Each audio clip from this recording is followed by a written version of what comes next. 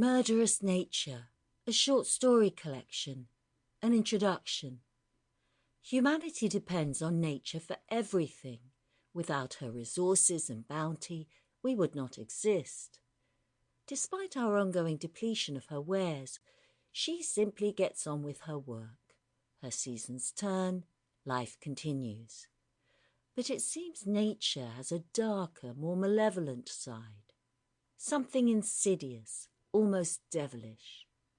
In this collection of short story gems, nature indeed takes another look at humanity and decides she would rather not be at their mercy and will. Through the words of these classic authors, including Hawthorne, M R James, Schwob, Alcott, H G Wells and many others, nature vents her fury, her more malign and malicious designs upon men and women who have regrettably displeased her. The Flowering of the Strange Orchid by H G Wells. The buying of orchids always has in it a certain speculative flavour. You have before you the brown, shrivelled lump of tissue, and for the rest you must trust your judgment, or the auctioneer, or your good luck, as your taste may incline. The plant may be moribund or dead, or it may be just a respectable purchase, fair value for your money, or perhaps, for the thing has happened again and again, there slowly unfolds before the delighted eyes of the happy purchaser, day after day, some new variety, some novel richness, a strange twist of the labellum, or some subtler coloration or unexpected mimicry.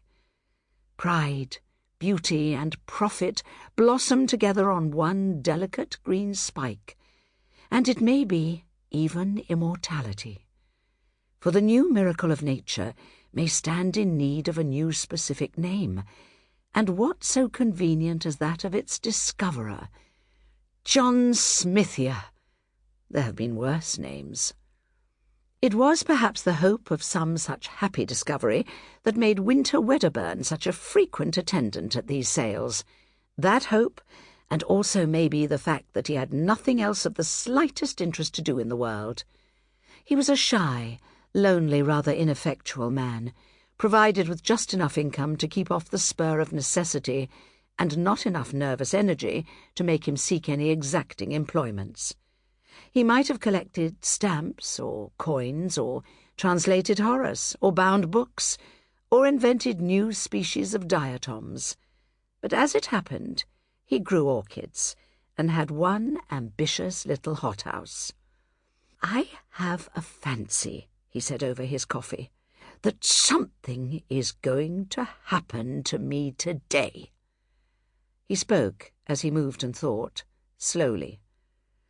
"Oh, don't say that," said his housekeeper, who was also his remote cousin, for something happening was a euphemism that meant only one thing to her.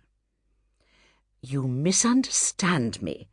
I mean nothing unpleasant, though what I do mean I scarcely know. Today," he continued after a pause, "Peters are going to sell a batch of plants from the Andamans and the Indies. I shall go up and see what they have. It may be I shall buy something good unawares. That may be it." He passed his cup for his second cupful of coffee. "Are these the things collected by that poor young fellow you told me of the other day?"